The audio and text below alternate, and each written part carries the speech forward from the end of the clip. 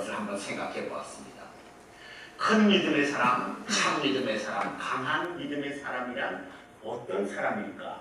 큰 믿음의 사람, 참 믿음의 사람, 강한 믿음의 사람이란 어떤 사람일까? 바로 이 엠파이어 스테이트 빌딩과 같은 사람이 아니겠나 이렇게 한번 생각을 해보았습니다. 왜 그렇습니까? 이 엠파이어 스테이트 빌딩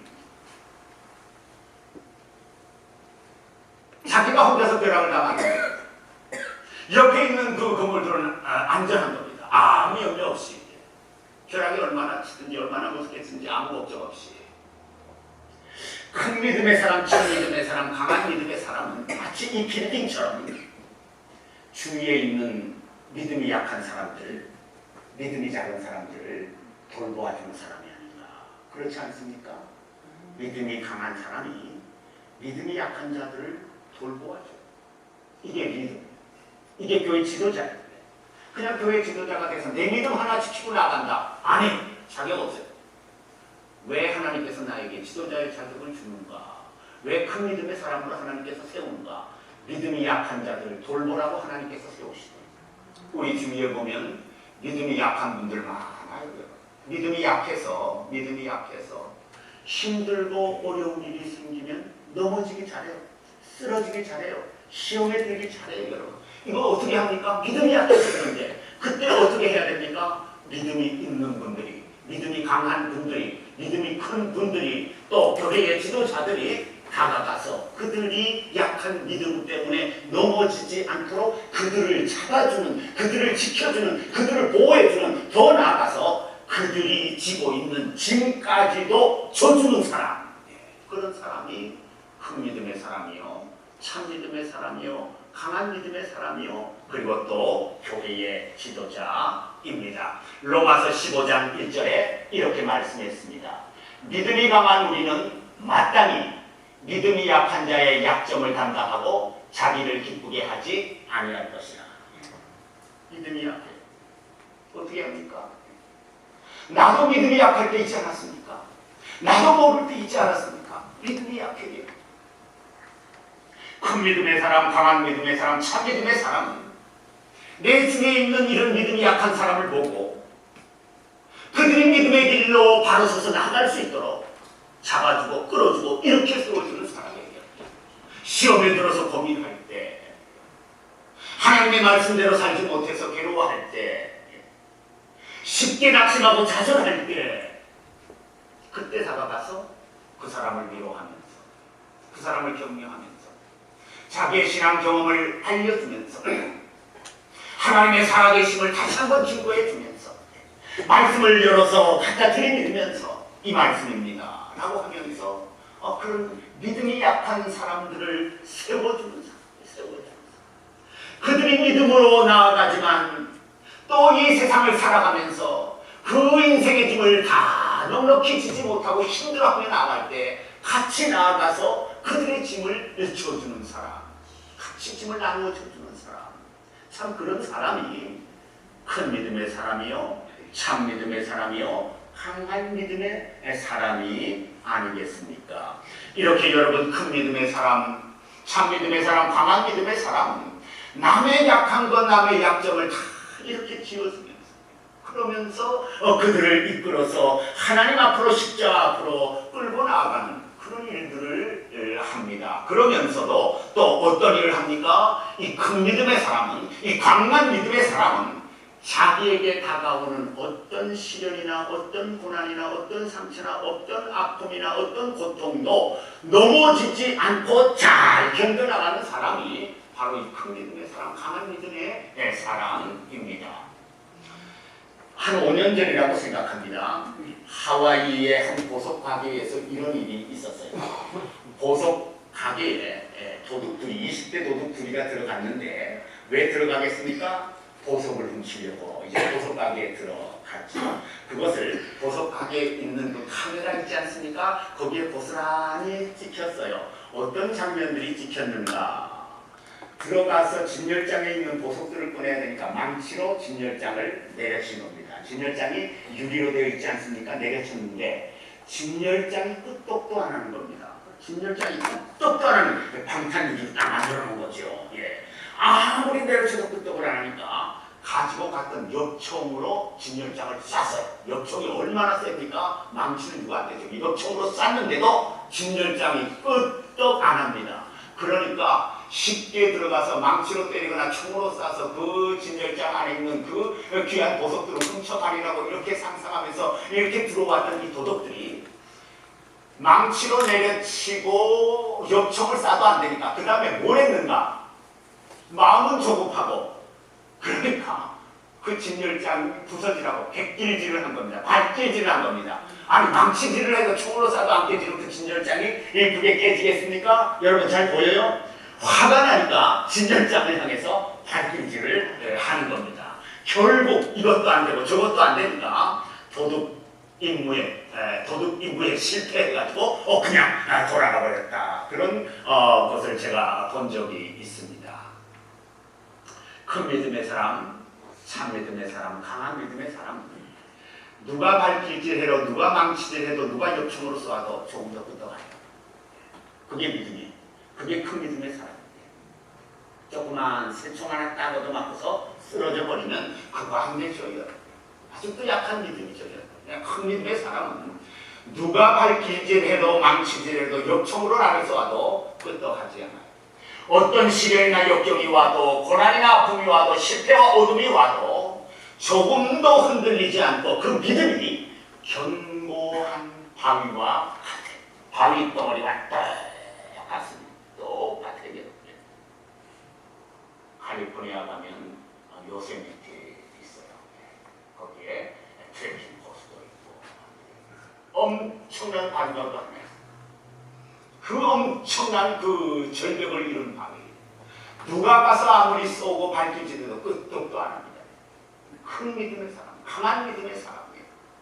참 믿음의 사람은 바위처럼 단단하고 바위처럼 견고합니다. 어떤 어려움이 와도 조금 더 거기에 요동하지 않습니다. 그래서 베드로 사도는 베드로전서 1장 7절에 너희 믿음의 확실함은 불로 연단하여도 없어질 금보다 더 귀하여 예수 그리스도께서 나타나실 때에 칭찬과 영광과 존귀를 얻게 할 것이니라.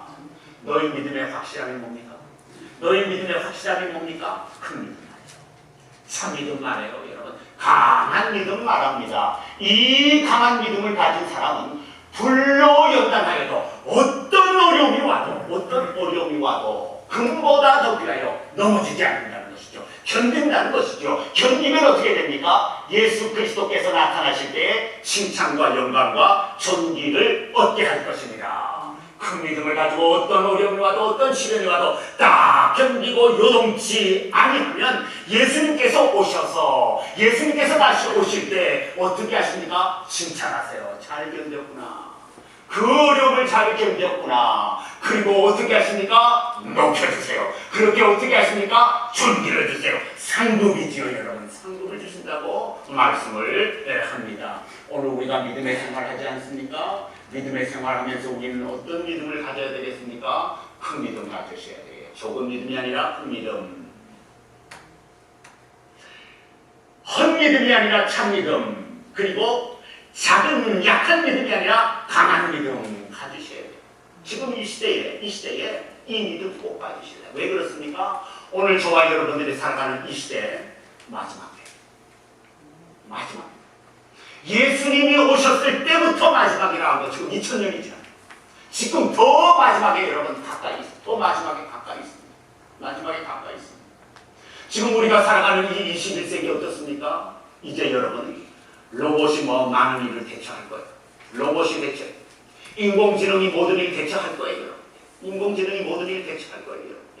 이제 이상한 일들이 벌어질 거예요. 여러분. 이제 로봇이 등장하고 인공지능이 등장하고 거기에 여러분 그것을 이용해서 악을 행하고 이제 무서운 일들이 일어날 거예요. 여러분. 그러면 하나님도 필요 없고 사람도 필요 없는 무서운 일들이 일어날 거예요. 여러분. 이제 먹고 살려고 여러분 어려운 일들이 닥치게 될 거예요. 여러분. 분명하게 먹고 사는 일에 이제 어려움이 다가옵니다. 다가와요. 여러분. 꼭 보게 되어 있습니다. 그래야 그것을 믿기로 해서 여러분 사람들을 잡을 수 있으니까 아무리 정치에게도 아무리 군사에게도 먹는 것 해결하지 않으면 아무 소용이 없어요. 여러분. 이제 그 경제 문제로 인해서 큰 어려움이 오게 됩니다. 여러분. 그러면서 여러분 이 로봇을 이용하고 인공지능을 이용해서 최상의 여건을 갖춘 어떤 희한한 존재가 드러나게 될 겁니다. 여러분 와가지고 그러한 존재가 이 계시록에 보면 하늘에서 불을 명하여 떨어지게 하는 그 역사 얼마든지 여러분 할 수 있습니다. 이제 무서운 일들이 일어나게 됩니다. 그러면서 자기를 하나님이라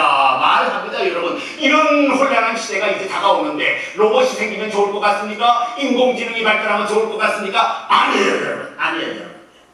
사람은 하나님께서 만드셨지만 하나님의 말씀 불순종했어요. 그 사람이 로봇을 만들고 인공지능을 만들었어요. 그 인공지능이 로봇이 사람에게 순종할 것 같습니까? 천만에. 사람이 로봇에게 인공지능에게 이용을 당할 겁니다. 이제 무서운 때가 여러분 오게. 그러니까 하나님께서 어떻게 하십니까? 오셔서 심판하는 것 아닙니까? 오셔서 이 세상을 멸망시키는 것 아닙니까? 그리고 택한 자들만 뽑아서 올라가지 않습니까? 택한 자들, 어떤 택한 자들입니까? 믿음이 큰 사람들, 믿음이 강한 사람들, 참 믿음으로 산 사람, 어떤 시련이 와도 믿음을 지킨 그 사람들 뽑아서 하나님께서 데려가지 않습니까? 오늘 이 시대를 사는 우리들, 지금 이 시간에 잠깐, 지금 우리가 사는 이 시대 잠깐 여러분 평안해요 여러분. 이제 혼란의 시대가 여러분 이제 우리 앞에 성큼 다가올 때가 있습니다. 그때 믿음 하나 제대로 갖추어 놓고 있지 못하면 우리는 여러분 그 믿음 종이장처럼 휴지처럼 던져버리고 살게 될 수도 있어요 여러분. 정신 차리고 근신하면서 깨어서 여러분 정말 믿음을 지키는 그런 삶을 살아가야 됩니다. 우리가 여러분 이 강한 믿음, 큰 믿음, 참 믿음 지키지 못하면 우리의 삶에서, 우리의 신앙에서 실패할 수도 있습니다. 신앙에서 실패하면 어떻게 되겠습니까? 큰 어려움이 다가올 수 있지요. 큰 믿음과 참 믿음과 강한 믿음을 소유하시는, 꼭 가지시는 저와 여러분들이 되시기를 주님의 이름으로 축원합니다. 꼭 가지셔야 돼요. 꼭 가지셔야 돼요. 사람의 성격은 몇 가지로 구분할 수 있습니까? 우리 성격을 다 갖고 있는데요. 사람의 성격은 몇 가지로 구분할 수가 있습니까? 여러 시도들이 많은데 콜롬비아 대학 연구팀이 이렇게 했어요. 첫 번째 주도형, 사교형, 안전형, 신중형. 콜롬비아 대학에서 연구해가지고 사람의 성격과 성향은 4종이다 이렇게 했어요. 그래요 여러분. 나도 저기 어디 하나 들어가요 여러분. 다 들어가요. 그리고 두 번째는 감정형이 있고 지성형이 있고 그리고 내향형이 있고 외향형이 있대요. 또 어떤 분은 말하기를 분석하는 형이 있고 외교형이 있고 관리형이 있고 탐험형이 있대요. 그리고 또 어떤 사람은 사람의 성격과 성향을 분류하기를 현미경형과 청진기형과 돋보기형과 망원경형이 있다. 이렇게 여러분 이거 다 설명할 수 없지만 어떤 사람은 이것보다도 16가지로 어떤 사람은 30가지로 따지러도 사람의 성격과 성향을 분석을 해요. 제가 말씀드리고 싶은 건 이겁니다. 사람의 성격과 성향 똑같은 사람이 있습니까? 없습니까? 없어요? 없어요. 비슷한 것 같아도 저 사람은 나쁜가 비슷한 것 같아도 사람의 성격과 성향 똑같은 사람 없어요. 여러분. 같은 날에 난 쌍둥이도 성격이 완전히 달라요. 여러분. 완전히 달라요. 여러분. 사람의 성격 똑같은 거 한 70억 인구가 있고 지금 75억이라고 하지만 이 75억의 인구들 성격 똑같은 사람 있는가? 전혀 여러분 똑같은 사람 없습니다. 그래서 사람마다 여러분 같은 일을 놓고도 생각하는 것이 다르고 방법이 달라요. 다 다르니까. 그리고 말하는 것도 다르고 사람을 대하는 방식도 다르고 상황에 대처하는 방식도 다르고 좋아하고 싫어하는 것도 다르고 여러 가지 중에 무엇을 우선으로 놓고 무엇을 마지막으로 놓는가 다 사람마다 틀려요. 여러분. 골든코랄 뷔페집에 가면 다 똑같은 거 갖고 나오나요? 다 달라요. 다 달라요. 다 달라요. 사람이 이렇게 모든 것이 다 다르니까 무슨 일이 있습니까? 두세 사람이 모이면 부딪히는 거예요. 다르니까. 무엇을 하려는데 방법이 틀려요. 무엇을 하려는데 생각이 틀려요. 여러분. 무엇을 하려는데 목적이 틀려요. 다 사람마다 이렇게 틀리니까 두세 사람만 모여도 이 부딪히고 다투고 충돌을 해요. 요즘 세상은 더 그래요. 요즘 세상은 더 그래요 여러분. 많이 배우고 많이 알고 더 똑똑해져서 또 부유해져서 요즘은 여러분 더 이렇게 충돌하는 일이 많아요. 서로 다른 걸 내세우죠. 어떻게 이런 서로가 다른 이 세상을 어떻게 우리가 살아가야 되겠는가? 어떻게 살아가야 된다고 생각하세요? 서로가 다 생각이 다른데 어떻게 살아가야 될까요? 누구든지 이 세상 사람들이나 아니면 우리 신앙인이라 할지라도 함께 살아가는 법을 터득해요. 함께 살아가는 법을 터득해요. 나 혼자 가지고 안 돼요. 나 혼자만 좋다는 거 아니죠. 나 혼자만 no problem, 또 나 혼자만 문제가 없다. 아니, 우리 다가 문제가 없어요. 우리 다가 좋아야 돼. 그래야 서로 살아나갈 수 있지. 만약에 나 혼자만 잘 살고 나 혼자만 잘 되고 나 혼자의 방식대로만 나가겠다. 그러면 여러분 나는 뭔가 조금은 잘 될 수 있을지 모르지만 우리라는 이 공동체는 안 되는 거죠. 그러니까 우리가 여러분 지금 이 시대 21세기 이 시대에 얼마나 많은 이론과 생각과 사상과 철학과 방법과 논리들이 나옵니까? 1년에도 여러분 수만 명의 박사들이 여러분 나와요. 여러분 얼마나 많은 논리와 지식들이 나옵니까? 이런 세상에서 어떻게 우리가 지혜롭게 살아갈 수가 있는가? 함께 공존하는, 함께 살아가는 법을 택해야 됩니다. 로마서 8장 23절에 이렇게 말씀했어요. 우리가 알거니와 하나님을 사랑하는 자, 곧 그의 뜻대로 부르심을 입은 자들에게는 모든 것이 협력하여서 선을 이룬다. 이렇게 협력을 해야 선이 이루어져요.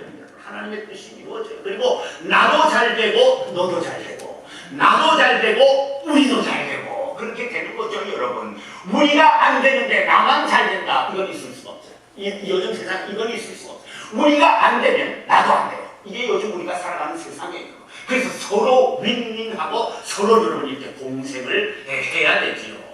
큰 믿음의 사람, 참 믿음의 사람, 강한 믿음의 사람은 혼자 살지 않고 혼자 하지 않아요.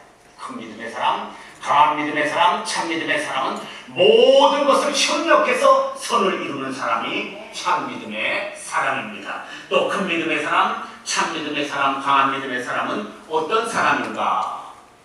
독보적이지 않고 서로 걸음을 맞추어서 살아요. 독보, 혼자 걸어가지 않아요. 서로 걸음을 맞추어서 살아요. 독자적이지 않고 서로 호흡을 맞추며 살아요. 그리고 독립적이지 않고 서로 마음을 맞추어서 살아가고, 독단적이지 않고 서로 양보하며 살아가고, 독선적이지 않고 서로 협력하며 살아가요. 그래서 큰 믿음의 사람, 참 믿음의 사람, 강한 믿음의 사람은 선을 이루고 덕을 세우고 다른 사람들에게 유익을 끼치고 그리고 또 결국은 어떻게 합니까? 하나님의 영광까지도 나타내요. 나 혼자 해보세요. 하나님의 영광을 나타내는 일이 있을 수 있는가? 없어요. 여러분 선교 나 혼자 되나요? 전도 나 혼자 되나요? 구제 나 혼자 되나요? 교회에 예수님은 이 세 가지 사명을 주셨어요. 여러분 이 세 가지 사명이 교회에 해야 되는 거 아닙니까? 근데 이것을 나 혼자 하겠다 되나요? 나 혼자 여러분 해외에 나가서 선교해보세요. 되나요? 안 돼요. 여러분 그러나 뒤에서 기도하고 뒤에서 물질 주고 뒤에서 참여해주고 뒤에서 격려해주고 뒤에서 함께해주고 뒤에서 도와줄 때 하나님을 향한 하나님의 왕국 선도가 여러분 이루어지지 않습니까? 우리가 이 세상을 살아가는 것 그리스도인으로서 이 마지막 때에 협력하여서 하나님의 뜻을 이루는 큰 믿음의 사람들이 되어야 됩니다. 이제 마지막으로 큰 믿음의 사람, 참 믿음의 사람, 강한 믿음의 사람은 어떤 사람인가? 예수님께서 자기를 위하여 나를 위하여 당하셨던 순환과 고난을 잊지 않는 사람. 절대 잊지 않는 사람. 절대. 예수님께서 나를 위해서 채찍에 맞으시고 나를 위해서 창에 찔리시고 나를 위해서 가시관을 쓰시고 나를 위해서 십자가에 못 박히신 그 사실 그리고 그 십자가에서 내 죄를 대신 지시고 형벌을 받으시고 죽어주신 그것을 큰 믿음의 사람, 강한 믿음의 사람, 참 믿음의 사람은 절대로 여러분 잊지 않습니다. 왜 그렇습니까? 예수님께서 나를 위해서 당하신 그 순환과 고난 때문에 내가 뭘 받았습니까? 죄 용서를 받았습니다. 내가 어떤 또 축복을 받았습니까? 죄의 대가와 형벌에서 벗어나고 죽음과 저주의 형벌에서 벗어나고, 그리고 여러분 어떤 축복을 받았습니까? 예수님의 순환과 고난 때문에 내가 사는 축복을 받았어요. 내가 살 뿐만 아니라 내가 존재하고, 내가 존재할 뿐만 아니라 영생토록 살면서 복을 받는 축복을 받은 거. 무슨 사건 때문에 그렇습니까? 예수님의 순환과 고난 때문에 내가 그러한 축복을 받을 수 있게 되었습니다. 예수님의 순환과 고난이 없었다면, 내 대신 나와 같은 죄인을 대신해서 십자가의 형벌을 받아주신 그 순환과 고난의 사건이 없었다면 나는 살아있을 수 없고, 나는 살아있어도 존재하는 인생이 될 수 없고, 존재한다 할지라도 영벌에 들어갈 수밖에 없는 그런 인생이 되어버리고 말았을 겁니다. 그러나 예수 그리스도로 말미암아 저와 여러분들의 삶은 어떻게 됐습니까? 180도 뒤집어져 버리고 말았습니다. 180도 저와 여러분들의 인생은 바뀌어서 복된 인생으로, 사는 인생으로, 존재하는 인생으로, 또 영화로운 인생이 되는 그 축복까지 받은 사람들이 저와 여러분들입니다. 그렇기 때문에 큰 믿음의 사람, 참 믿음의 사람, 강한 믿음의 사람은 어떤 사람입니까? 절대로 예수 그리스도의 순환과 고난을 잊지 않는 사람이 바로 여러분 그러한 신앙의 사람입니다. 그리스도의 순환과 고난을 잊지 않는 큰 믿음의 사람 되시기를 주님의 이름으로 축원합니다. 또 잊지 않는 이유가 또 하나 있습니다. 왜 잊을 수 없는가? 주님의 고난과 순환을 왜 잊을 수가 없는가? 다이아몬드 한번 볼까요? 이 다이아몬드가 59.6캐럿입니다. 지난 4월 4일 홍콩 소더비 경매장에서 경매가 됐는데 예상하기를 6천만 불을 예상을 했어요. 60 밀리언을 예상했어요. 그런데 저게 얼마에 팔렸는가? 7,120만 불에 팔렸습니다. 1,120만 불을 더 주고 사갖고 왔어요. 누가 샀는가? 홍콩의 부자가 저것을 그 자리에서 돈을 주고 저걸 사갖고 왔어요. 7,120만 불. 적은 돈입니다. 7,120만 원이 아니라 7,120만 불. 적은 돈입니까? 엄청난 돈입니다. 10년, 매해 10년에 10만 불의 수입이 있다면, 10만 불의 수입이 있다면 몇 년을 벌어야 저거를 7,120만 불이 됩니까? 712년.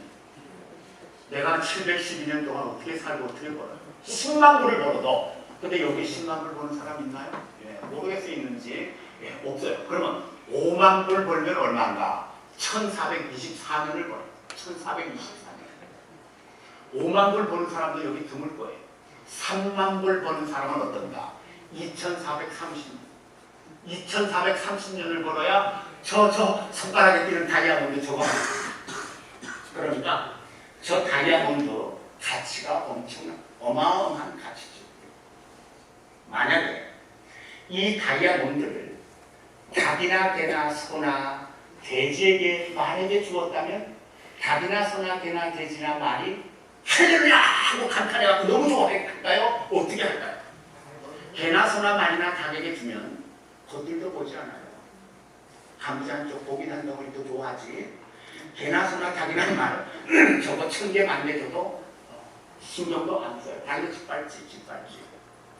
왜 그렇습니까? 가치를 모르니까. 가치를 전혀 모르니까. 사람이라도 어떤 좋은 것을 주면 가치를 모르면 쓸모가 없어요. 받아들이지 않고 감탄하지 않고 놀라지 않고 기뻐하지 않고 아무 반응 없어요. 반응 없습니다. 마찬가지로 우리 예수님이 당하신 순환과 고난도 그 가치를 모르면 감사 못해요. 그러나 가치를 알면 어떻게 됩니까? 감사. 예수님이 나를 위해서 당해주신 그 순환과 고난, 내 인생의 가장 최고의 값진 사건이었습니다. 내가 구원받는 사건이다. 그 사건으로 말미암아 내가 구원받고 내가 살고 내가 존재하고 영원히 복을 받는 사건이 그 순환을 통해서 이루어졌는데 그 가치가 얼마나 큰 겁니까? 말할 수 없는 가치이지요.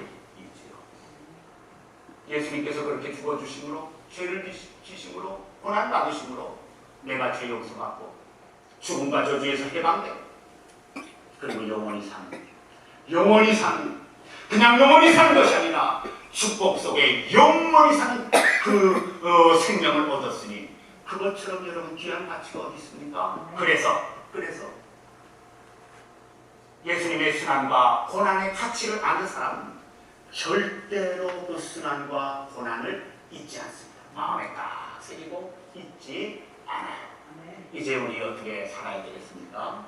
주님이 나를 위해서 당해주신 그 순환과 고난, 보답하는 삶을 사실, 보답하고 감사하는 삶, 잊지 말고 감사하고 잊지 말고 보답하고 삶을 살아가십니다. 어떻게 보답해야 되겠습니까? 이제는 죄를 멀리하고 하나님의 말씀대로, 하나님을 거역이 아니라 이제는 순종하는 삶을 살고, 나를 위해서 사는 것이 아니라 이제는 하나님을 위해서 살고, 내 뜻을 이루기 위해서 사는 것이 아니라 하나님의 뜻을 이루기 위해서 살고, 그 고난의 가치를 안다면 내 삶이 바뀌어질 수밖에 없어요. 나를 위한 삶이 아니라 그리스도를 위한 삶, 나를 위한 삶이 아니라 하나님을 위한 삶으로 바뀌어져 버리고 말게 됩니다. 내가 엄청난 놀라운 축복을 받았으니까. 그래서 고린도후서 5장 15절에 그가 모든 사람을 대신하여 죽으심은 살아있는 자들로 하여금 다시는 그들 자신을 위하여 살지 않고 오직 그들을 대신하여 죽었다가 다시 살아나신 이를 위하여 살게 하려 합니다. 왜 나를 위해서 주님이 죽어주셨는가? 주님 위해서 살고, 주님 위해서 살고, 놀라운 우리 축복을 받았습니다. 주님 위해서 고난을 잊지 말고 기억하면서 주님을 위해서 살아가신 큰 믿음의 사람들 되시기를 주님의 이름으로 축원합니다. 기도하십시오.